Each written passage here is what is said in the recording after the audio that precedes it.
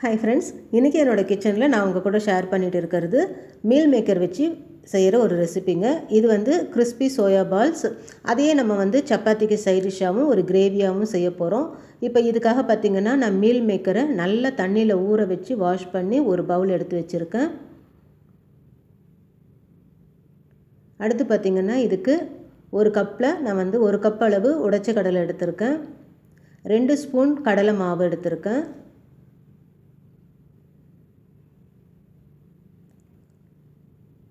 அடுத்து வந்து இந்த கிறிஸ்பி பால்ஸ்க்காக பார்த்திங்கன்னா ஒரு 6 பல் பூண்டு எடுத்திருக்கேன்.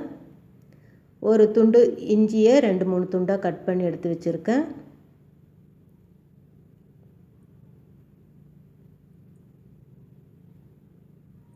அடுத்து பார்த்திங்கன்னா ஒரு ஸ்பூன் சோம்பு எடுத்திருக்கேன். அடுத்து இதுக்காக 2 கிராம்பு எடுத்திருக்கேன். ஒரு ஏலக்காய், ஒரு துண்டு பட்டை எடுத்திருக்கேன். அடுத்து 2 பச்சை மிளகாய் எடுத்துருக்கேங்க.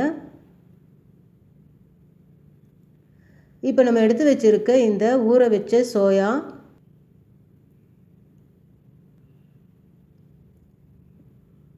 இது வந்து ஒரு பேக்கெட்டில் நான் பாதி பேக்கெட் அளவு நான் இதில் ஊற வச்சு போட்டிருக்கேங்க. நீங்கள் வந்து நமக்கு தேவையான அளவு நீங்கள் வந்து அதை செய்யலாம். இது பார்த்திங்கன்னா ஒரு 4-5 பேருக்கு வந்து சர்வ் பண்ணுற அளவுக்கு குவான்டிட்டி இதில் வரும்.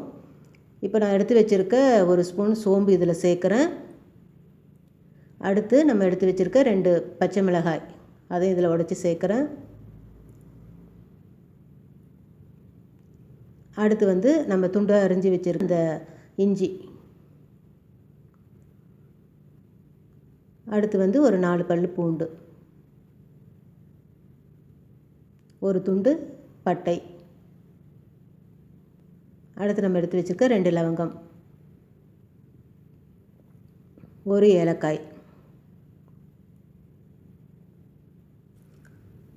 இது எல்லாத்தையும் நல்லா வந்து மிக்சியில் போட்டு நல்லா நைஸாக வந்து அரைச்சி எடுத்துக்கலாம். இப்போ இதை வந்து நல்லா நான் நைஸாக அரைச்சி எடுத்துக்கிட்டேங்க. இந்த மாதிரி டெக்ஸ்சரில் ஃபுல்லாக நைஸாக நம்ம இந்த மீல் மேக்கர் நம்ம போட்டிருக்க இந்த பச்சை மிளகாய், இஞ்சி, பூண்டு, பட்டை இது எல்லாத்தையும் அரைச்சி எடுத்துக்கலாம். இந்த உடைச்ச கடலையும் இந்த மாதிரி நான் பொடியாக பவுட்ரு பண்ணி எடுத்து வச்சுக்கிட்டேன். இப்போ நம்ம அரைச்சி எடுத்து வச்சுருக்கிறத நான் வந்து ஒரு பவுலில் மாற்றி வைக்கிறேன். அதில் பார்த்திங்கன்னா இப்போ அந்த 2 ஸ்பூன் கடலை மாவு அதை இதில் சேர்க்குறேன். அடுத்து நம்ம அந்த ஒரு கப்பு உடைச்ச கடலையை நல்லா பவுட்ரு பண்ணி எடுத்து வச்சுருக்கோம், அதையும் இதில் சேர்க்குறேன்.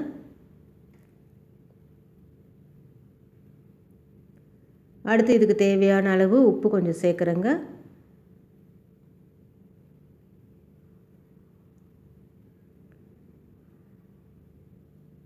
அடுத்து கொஞ்சம் புதினா, கொத்தமல்லி,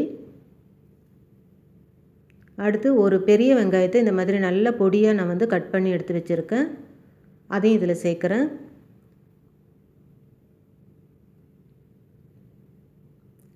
சேர்த்து இது எல்லாத்தையும் நல்லா வந்து நம்ம ஒன்றா கலந்து எடுத்துக்கலாம்.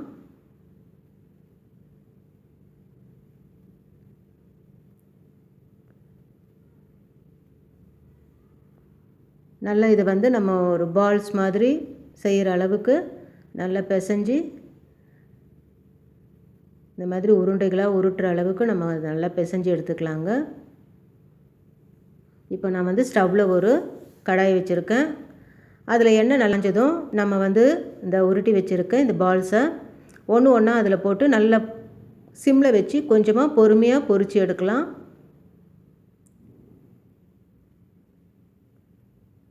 இந்த மாதிரி நம்ம வந்து மிக்ஸ் பண்ணி வச்சுருக்கிறத சின்ன சின்ன உருண்டைகளாக பிடிச்சி இதில் வந்து நம்ம போட்டு நல்லா பொரித்து எடுக்கலாம். இப்போ நம்மளுடைய இந்த கிறிஸ்பி சோயா பால்ஸ் நல்லா அழகாக ரெடியாக இருக்குங்க. இந்த மாதிரி நான் வந்து எல்லா பால்ஸையும் வந்து போட்டு பொரித்து எடுத்து வச்சுக்கிறேன்.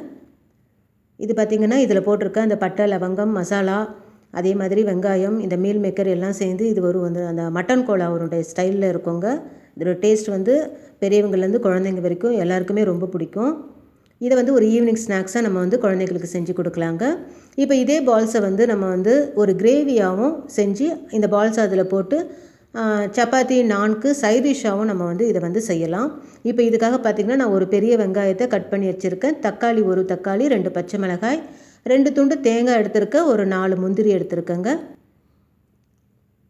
இப்போ நம்ம எடுத்து வச்சுருக்க இந்த ஒரு வெங்காயம், தக்காளி, பச்சை மிளகாய் இதை வந்து நல்லா மிக்சியில் நைஸாக அரைச்சி எடுத்துக்கலாம். அதே மாதிரி தேங்காயும் முந்திரியும் நான் வந்து நைஸாக அரைச்சி எடுத்துக்கிறேன். இப்போ தவாவில் வந்து கடாய் வந்து வச்சுருக்கேங்க ஸ்டவ்வில். அதில் நான் 2 ஸ்பூன் இஞ்சி பூண்டு பேஸ்ட்டு சேர்க்குறேன். சேர்த்து அது நல்லா பச்சை வாசனை போக வதங்கி வந்ததும் நம்ம அரைச்சி எடுத்து வச்சுருக்க இந்த வெங்காயம், தக்காளி, பச்சை மிளகாய் சேர்த்து நல்லா வந்து கிளறி விடுறேன். இந்த வெங்காயம் நல்லா வதங்கி வந்துடுச்சுங்க. இப்போ எண்ணெய் தனியாக பிரிஞ்சு வந்துடுச்சு. இந்த ஸ்டேஜில் வந்து இதுக்கு தேவையான மிளகாய் தூள் சேர்க்குறேன்.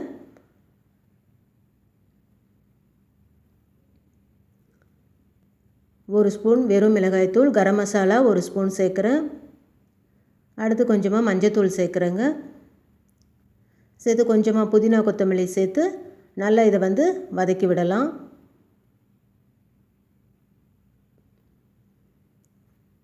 இது நல்லா வதங்கி வரும்போது இதுக்கு தேவையான அளவு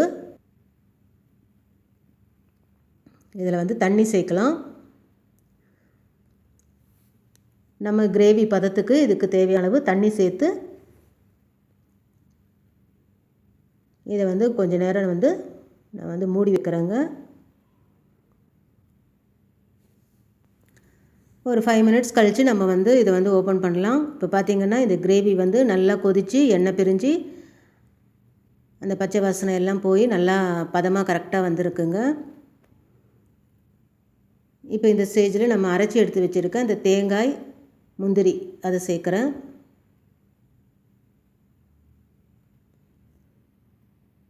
சேர்த்து அதை நல்லா எல்லாத்தையும் ஒன்றா கிளறி விட்டுட்டு ஒரு கொதி வரட்டுங்க. ஒரு 2 நிமிஷம் வந்து மூடி வைக்கலாம். ரொம்ப நேரம் மூடி வைக்க தேவையில்ல.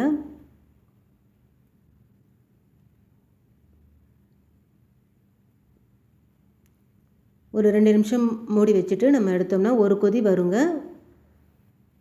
தேங்காய் போட்டு ரொம்ப நேரமாக கொதிக்க விடக்கூடாது. அதனால் ஒரு கொதி வந்ததும் நம்ம எடுத்து வச்சுருக்க அந்த பால்ஸ், பொரித்து எடுத்து வச்சுருக்க அந்த சோயா பால்ஸ் எல்லாத்தையும் இதில் நான் வந்து கொஞ்சம் கொஞ்சமாக சேர்க்குறேன். இந்த மாதிரி கேப் விட்டு நம்ம வந்து இந்த பால்ஸை போட்டு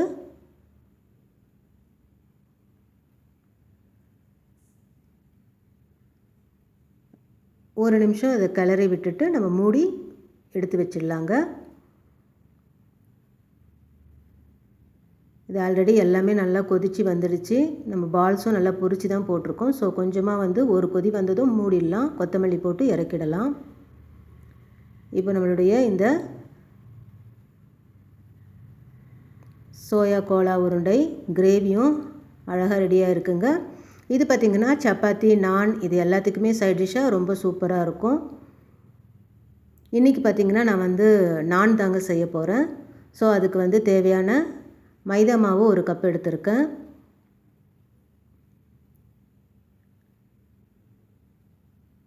ஒரு கப் மைதா எடுத்திருக்கேன். அடுத்துக்கு இதுக்கு தேவையான அளவு உப்பு சேர்க்குறேன்.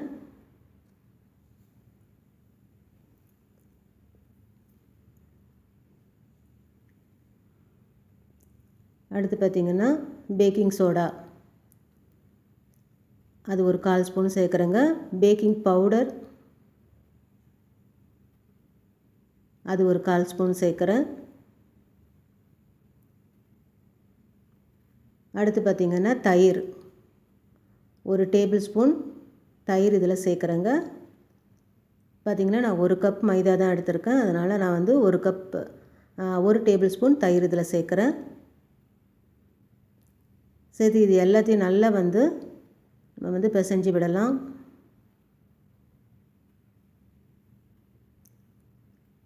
கொஞ்சம் கொஞ்சமாக நம்ம இதில் தண்ணி ஆட் பண்ணி நல்லா சப்பாத்தி மாவு பதத்துக்கு இதை நல்லா பிசைஞ்சு எடுத்துக்கலாம்.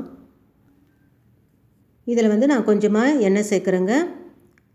எண்ணெய் சேர்த்து நல்லா வந்து இதை நம்ம பிசைஞ்சு விடலாம். இதை வந்து நம்ம வந்து நல்லா ஒரு 10 நிமிஷம் இந்த மாதிரி நம்ம கையை வந்து இந்த முட்டியை வச்சு நல்லா இந்த மாதிரி மாவை வந்து ஃபோல்டு பண்ணி இந்த மாதிரி நல்லா பிசைறதுல தான் இந்த நான் வந்து பார்த்திங்கன்னா ரொம்ப சாஃப்டாக இருக்குங்க. அதனால் ஒரு 10 நிமிஷம் வந்து நம்ம இந்த மாதிரி நம்ம கையால் இந்த மாதிரி ஃபோல்டு பண்ணி இந்த மாவை நல்லா இந்த மாதிரி பிசைஞ்சு விடலாம். இப்போ பார்த்திங்கன்னா இதை நான் வந்து ஒரு துணி போட்டு மூடி ஒரு 15 நிமிஷம் இதை வந்து நம்ம மூடி வைக்கலாங்க. இந்த மாவு வந்து நல்லா ஊறட்டும்.